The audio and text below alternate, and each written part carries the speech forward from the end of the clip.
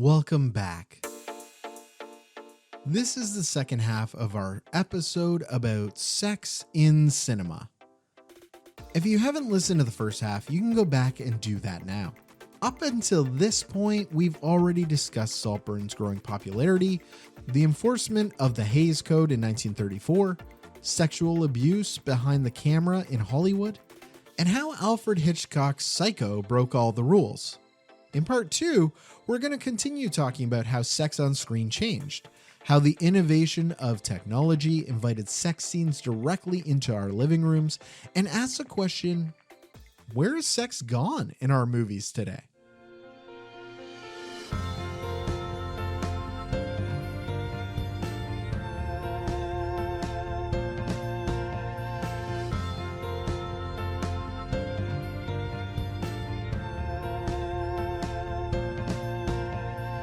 Welcome to Another Lens. My name's Jay Kennedy, and I like movies. On this show, I'd like to explore what's happening today in the world of film, dive into Hollywood's short history, and share with you my thoughts about what's rattling around in my head when it comes to movies. So if you'll join me, grab a hot cup, get comfy, and let's take a look from another lens. It's impossible to move forward in our timeline and not mention that the late 1970s gave rise to the porn industry. After the adult film industry released the commercially successful and mainstream film Deep Throat in 1972, the floodgates and appetites for pornography increased exponentially. It's important to note that the rise of the adult film industry also brought with it more controversies and challenges. Legal battles over obscenity laws and censorship continued to shape the regulatory landscape of the adult film industry. And concerns about the potential negative effects of pornography on society were discussed at length. But porn often fought back in parody. Probably the most famous instance was the Hustler magazine versus Falwell case. It all started with a parody ad published in the November 1983 issue of Hustler magazine. At the time, it was known for its explicit content and satirical approach to social and political commentary. The advertisement, titled "Jerry Falwell Talks About His First Time," featured a fake interview with Reverend Jerry Falwell, a conservative evangelist leader and founder of the Moral Majority organization, leading the charge against Hustler magazine.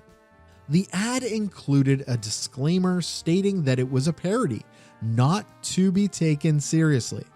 But Falwell sued Hustler and its publisher Larry Flynt for libel, invasion of privacy, and intentional infliction of emotional distress. The case eventually made its way to the United States Supreme Court, which ruled unanimously in favor of Hustler magazine in a landmark decision issued on February 24, 1988. The court held that the parody advertisement was protected speech under the First Amendment, even though it was offensive and distasteful. The court reasoned that public figures like Jerry Falwell were subject to a higher standard of scrutiny and criticism, and that the parody ad constituted protected speech on matters of public concern. It was a huge win. A terrific film starring Woody Harrelson, Courtney Love, and Ed Norton would be made about the story called The People vs. Larry Flynt in 1996. The film crossed boundaries with comedy and the ongoing serious discussions of the subject. It was the first political film that I fell in love with in high school. Its discussions around censorship were the same ones I was having at home with my own family. They were the same discussions I had with the Catholic teachers in my high school. In debate, my buddy and I claimed censorship and used passages from the Bible that were illicit in tone to remind our classmates that in our very religion, there were teachings worse than a porno magazine. Oh yes, at 17 years old, I was quite the rebel rouser. The early 1980s saw the rise of erotic thrillers, a genre characterized by suspenseful plots, explicit sexual content, and themes of seduction and betrayal. Films like Lawrence Kasdan's Body Heat in 1981 and Fatal Attraction in 1987. These films blurred the lines between mainstream cinema and adult entertainment, exploring desire, obsession, and power. Films of this era also began to explore diverse representations of sexual identity, including LGBTQ+ themes and characters. Movies like Cruising in 1980 and My Beautiful Laundrette in 85 addressed issues of homosexuality, identity, and social acceptance, challenging traditional norms and stereotypes. And it's important that I bring this up. Advances in technology and the widespread adoption of home video and VCRs provided audiences with greater access to sexually explicit content outside of movie theaters. No longer would you have to feel awkward watching a movie like 9.5 Weeks in theaters on a first date. Now you could cuddle up at home on the couch instead. The demand for adult content on VHS led to the growth of the adult film industry, and that included the expansion of adult video stores in suburban mini-malls. VHS tapes allowed individuals to consume explicit content in the privacy of their homes. And with VHS, filmmakers could bypass traditional distribution channels and reach consumers directly. This allowed them to target niche audiences, including those interested in adult content, without having to conform to standards and practices of mainstream theaters. And this is why a lot of the movies you saw in straight-to-video releases had more sex in them. And as more eroticism found its way into the home, more mainstream actors were found having sex on film. Richard Gere starred in American Gigolo, about a male escort who becomes embroiled in a murder investigation. The Postman Always Rings Twice starred Jessica Lange and Jack Nicholson, telling the story of a drifter and a married woman who conspire to murder her husband. And David Lynch's surreal mystery Blue Velvet, starring Isabella Rossellini and Dennis Hopper, delved into the dark underbelly of a small town. And because audiences were seeing more sex at home, attitudes changed even more. The biggest blockbusters of the time would begin adding a sexy scene or two as well. Flashdance, Dirty Dancing, Risky Business, and even Top Gun steamed up theater screens with their on-screen stars climbing into bed together. Sex in movies of the 1990s started off big with a romantic comedy that took home $463 million worldwide. It was a classic fish out of water story with two charismatic leads who fall in love despite their differences. He, a handsome yet ruthless businessman, and she, a down-to-earth, wholesome prostitute. 1990's Pretty Woman would launch the career of Julia Roberts. More careers would launch in the 1990s after Sexy Stories banked at the box office. Sharon Stone after Basic Instinct, Reese Witherspoon in Fear and then Cruel Intentions. The hilarious There's Something About Mary showed Ben Stiller's comedy chops to the world and introduced us to directors the Farrelly brothers. Titanic gave us Kate Winslet in a whirlwind romance with Leonardo DiCaprio, complete with a steamy scene where she's sketch nude, a scene that is a true fixture of the entire story. And of course, the 1997 Paul Thomas Anderson classic Boogie Nights may have truly pulled back the veil on not only entertainment and sex, but highlighted the talents of Don Cheadle, Philip Seymour Hoffman, Heather Graham, John C. Reilly, and Julianne Moore. Not to mention pulling Burt Reynolds back into the mainstream for a few more pictures. But when you think of sex movies in the 1990s, it's hard not to think about a certain comedy from 1999. The rated R film grossed $235 million worldwide, and the comedy would build a franchise that's still hitting straight to digital releases today. Its success would relaunch Canadian comedy legend Eugene Levy's career and introduce the world to Jason Biggs, Shannon Elizabeth, Chris Klein, Jennifer Coolidge, Allison Hannigan, Natasha Lyonne, and Seann William Scott. By now, I'm sure you know that the movie we're discussing is American Pie.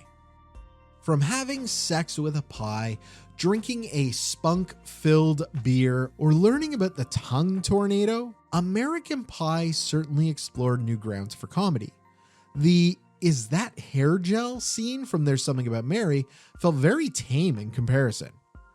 And while the film certainly doesn't hold up well in 2024 as it did in 1999, I mean, there's a whole scene where a girl gets naked in front of a live webcam broadcasting to the entire school without her knowledge.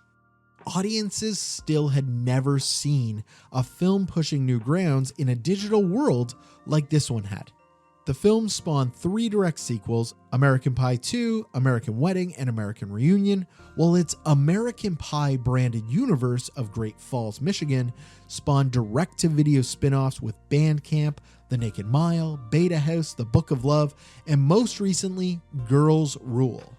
In every film, more outstandingly bizarre sex visuals dawn the screen for laughs. But love it or hate it, American Pie had brought the raunchy sex comedy back. Road Trip came next in 2000. The film starred Breckin Meyer, Amy Smart, Seann William Scott, and gross-out comedian Tom Green at the height of his career. Director Todd Phillips would continue his rowdy run with Old School in 2003 and The Hangover in 2009. But fast forward a few years, and the filmmaker would actually become best known for directing the Academy Award-winning film Joker. National Lampoon's Van Wilder in 2001 would catapult Ryan Reynolds into the mainstream with his sex comedy that also starred Kal Penn. And now the nudity and sex scenes were actually less talked about, as disgusting new ways to humiliate the foils of a picture became the most discussed.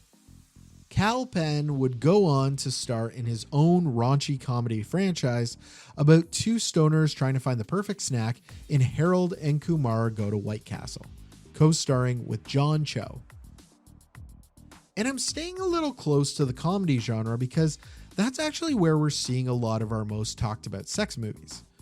As film and television pushed the envelope of what you could see on TV, sex and nudity truly became the norm.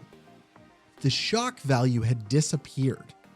Films like Zack and Miri Make a Porno or The 40-Year-Old Virgin centered around sex, but didn't have a lot to offer in terms of on-screen lust, romance, or sex appeal. The Girl Next Door, starring Alicia Cuthbert, played with sexuality like Risky Business had in the 1980s, but then turned the porn industry into a major cautionary story, complete with a villainous producer. So now we're seeing the sex, but nothing really romantic. More prestige films focused on LGBTQ+ love stories of acceptance like Brokeback Mountain and Boys Don't Cry. Avatar offered up something strange and new, but I think The Notebook in 2004 is probably one of the only films that audiences turn to for a lust-filled couple. And that movie is rated PG-13. And this is where the world of sex sort of sneaks back into some of the films in the 2010s. Films like Nymphomaniac, Blue Valentine, and Black Swan all showcase forms of sex on screen, but our blockbusters start to get neutered, with the exception of one. The film hit number 11 worldwide for overall box office dollars. It received 2 sequels and 5 Razzies, the Anti-Academy Award. But the series was a phenomenon, and it's a little weird that we're going to talk about it, as its star's most recent film is getting raked through the coals today. The film is 50 Shades of Grey. In a lackluster 2010 world of sexless blockbusters, Dakota Johnson's breakout role as Anastasia Steele was just what some people wanted. The story followed Dakota, a college student, and Christian Grey, a wealthy businessman with particular sexual tastes. As their relationship developed, Anastasia learns that Christian is involved in BDSM and has a preference for dominant, submissive sexual relationships. Anastasia must reconcile her desires with Christian's past trauma and emotional barriers. That adds conflict to the series, I guess. The entire 50 Shades franchise, consisting of 3 films, 50 Shades of Grey, 50 Shades Darker, and 50 Shades Freed, grossed over $1.3 billion worldwide at the box office.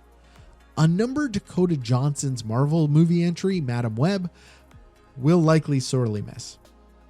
And as the 2010s carry on, we've got to ask the question, why are we seeing less sex on screen?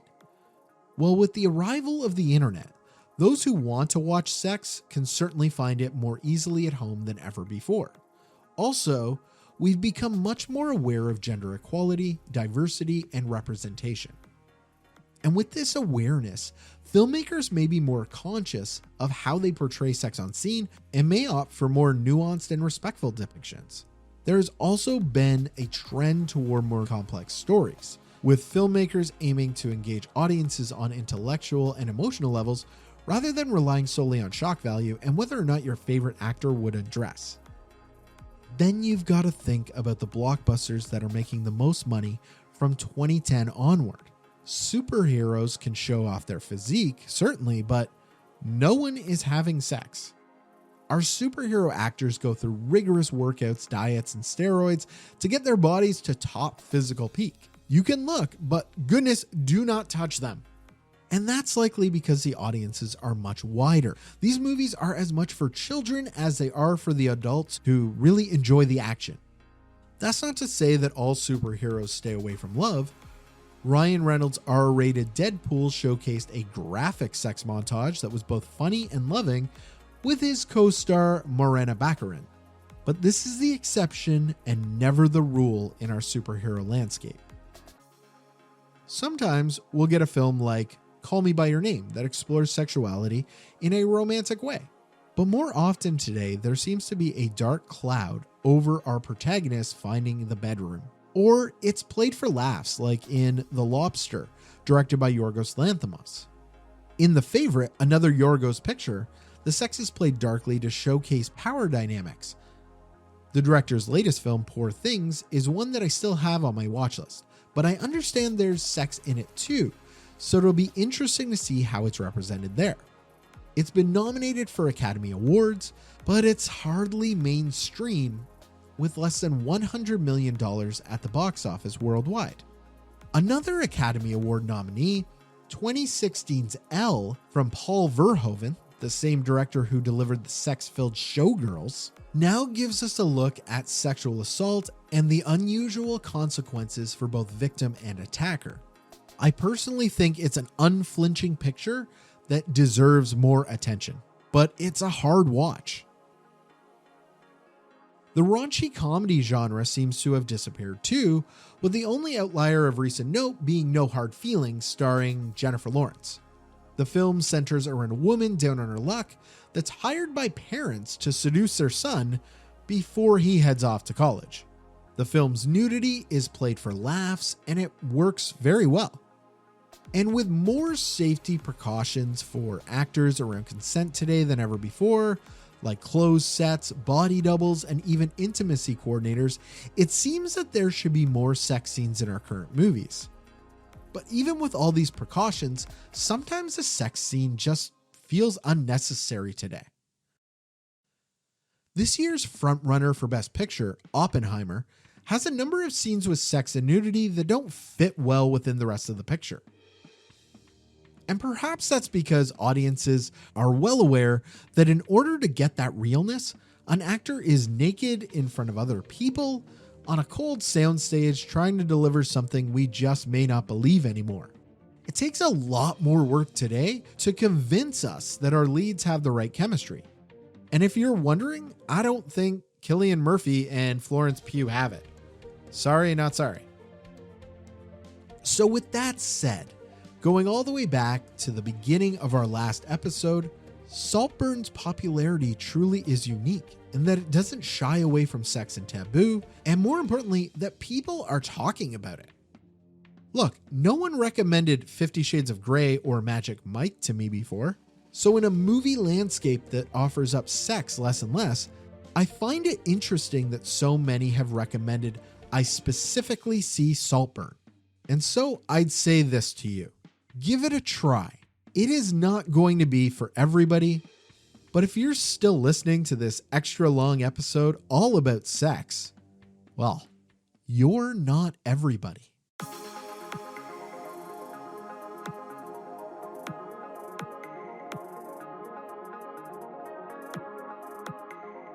I really appreciate you sticking through to the end. Reach out to me anytime at j.kennedy@outlook.com. New episodes are available weekly, so be sure to subscribe for the next one.